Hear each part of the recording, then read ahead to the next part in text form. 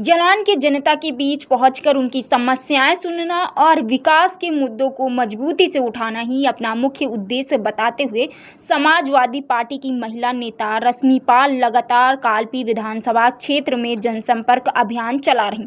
रश्मि पाल गांव-गांव और मोहल्लों में पहुंचकर लोगों से सीधे संवाद कर रही हैं और महिलाओं की सुरक्षा, युवाओं के रोजगार, किसानों की समस्याओं तथा क्षेत्रीय विकास जैसे मुद्दों पर जनता की राय ले रही हैं। वह लोगों की भरोसा दिला रही हैं कि उनकी समस्याओं को प्राथमिकता के आधार पर संबंधित मंचों तक पहुंचाया जाएगा। 2027 विधानसभा चुनाव को लेकर अपनी रणनीति पर चर्चा करते हुए उन्होंने कहा कि उनका लक्ष्य क्षेत्र के विकास को गति देना और जनता की आवाज़ को मजबूती से उठाना है।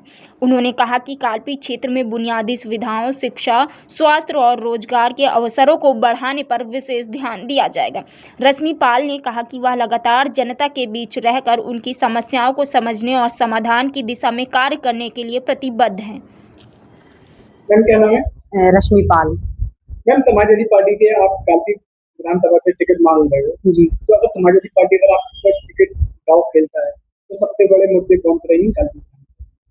देखिए, सबसे बड़ा मुद्दा जो हमारा है कालपी विधानसभा को लेकर के, विधानसभा कालपी में बस स्टॉप होना चाहिए, बस अड्डा होना चाहिए। यहाँ की जो जनता है जिनको उरई जाना है या कालपी से कानपुर जाना है तो यहाँ कोई बस अड्डा नहीं है, यहाँ पे बस अड्डा होना चाहिए। पहली प्राथमिकता हमारी ये रहेगी यहाँ पे। और रही यहाँ काम को लेकर के, तो विधानसभा कालपी में बहुत सारे मुद्दे, पानी का मुद्दा एक यहाँ पे है, जनता यहाँ पानी के लिए बहुत परेशान रहती है।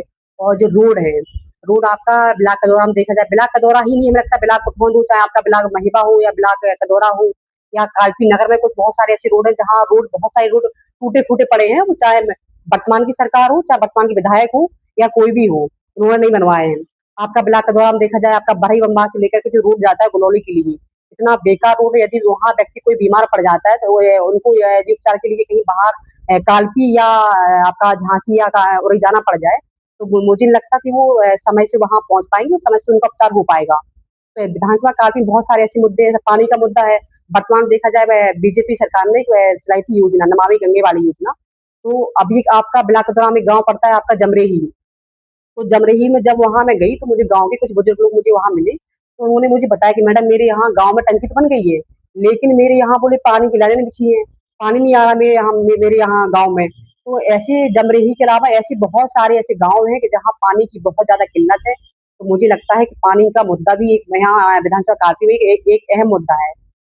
कालपी में अगर देखा जाता है काफी पिछड़ा इलाका है जी। जैसे कि उरई को पर्यटन स्थल बनाया जा रहा है, कालपी को पर्यटन स्थल क्यों नहीं बनाया जा रहा? नहीं, ये भी आपने बहुत अच्छा सवाल आपने किया है। कालपी जो है वेद व्यास की भूमि रही है, कालपी एक तपोभूमि भी है और कालपी हमारी जमुना जी भी निकली है कालपी। तो मुझे लगता है कि कालपी को जो है पर्यटन स्थल बनाया जाना चाहिए। तो यदि हमारी पार्टी ने मुझे मौका दिया और हमें जनता ने मुझे एक प्रतिनिधि चुना तो मैं तो अपने राष्ट्रीय अध्यक्ष से जरूर कहूंगी कि यहाँ विधानसभा कालपी में जो कालपी जो नगर है उसको जो है एक पर्यटन स्थल बनाना चाहिए। नेता तो तभी आते हैं, वादे तब करते हैं, पर जमीनी स्तर पर वादे पूरे नहीं होते, ऐसा क्यों? देखिए, देखो ऐसा है, हम आपको बताएं कि हर इंसान या पांचों उंगलियां जैसी नहीं होती है।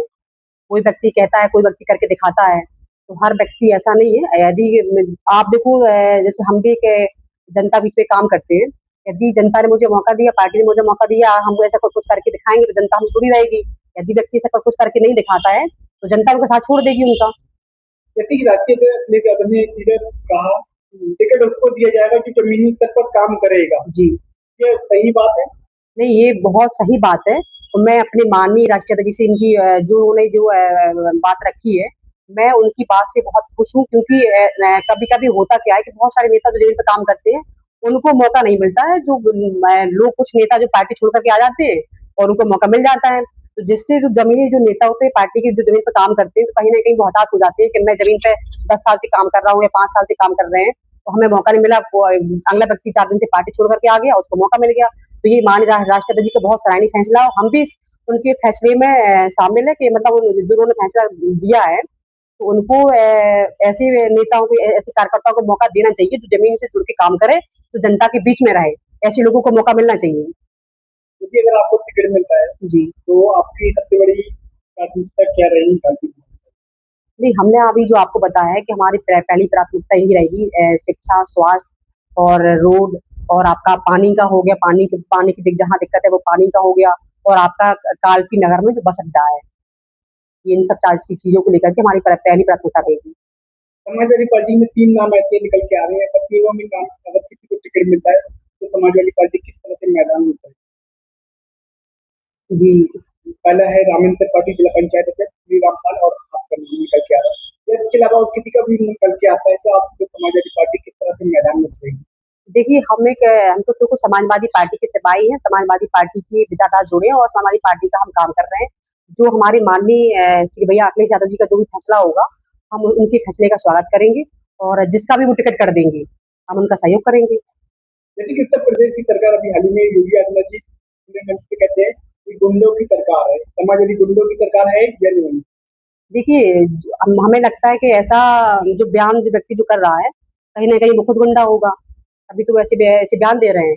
क्या भारतीय जनता पार्टी की सरकार में गुंडागिरी नहीं हो रही है? बताइए आप, आए दिन बहन-बेटियों को घर से निकाल-निकाल के रोडों पे पीटा जा रहा है।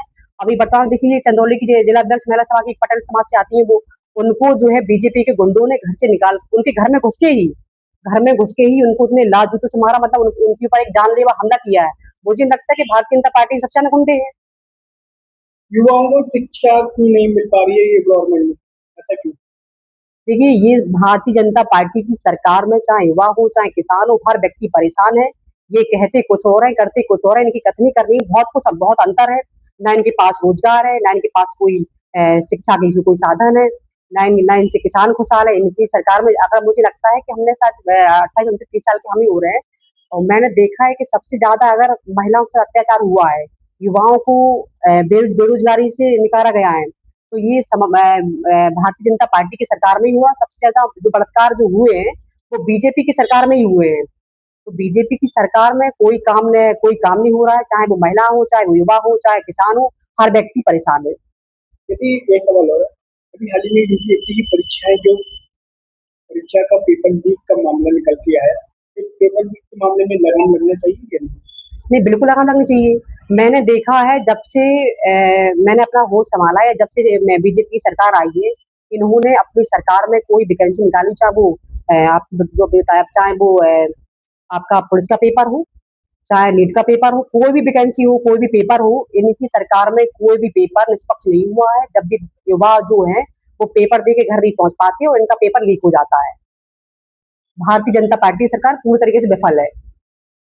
अगर 27 में समाजवादी पार्टी की सरकार अगर बनती है, तो उत्तर प्रदेश में क्या बदलाव मिलेंगे? युवाओं के लिए क्या सबसे बड़ी योजनाएं रहेंगी? देखिए, समाजवादी पार्टी ने युवाओं को बहुत बढ़ाने का मौका दिया है, और समाजवादी पार्टी ने युवाओं को शिक्षा से जोड़ने का काम किया है।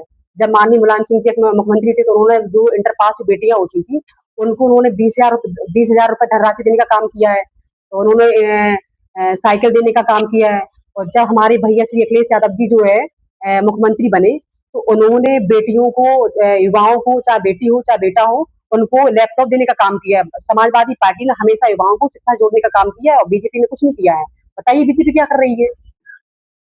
बीजेपी तो कह रही मैंने तो युवाओं को स्मार्टफोन और टैबलेट वगैरह बांटे, तो क्या वो देगा ही नहीं, कैसे? आप खुद देख लीजिएगा, जो माननीय अखिलेश जी ने जो युवाओं को लैपटॉप दिए हैं, और जो भारतीय जनता पार्टी की सरकार योगी जी ने जो लड़कों को कौन सा स्मार्टफोन दिया, क्या दिया है, आप वो देख लीजिए आप। भाई बच्चे उससे पढ़ नहीं रहे हैं, बच्चे उसमें गेम खेल रहे हैं, मैं आपको बताएं।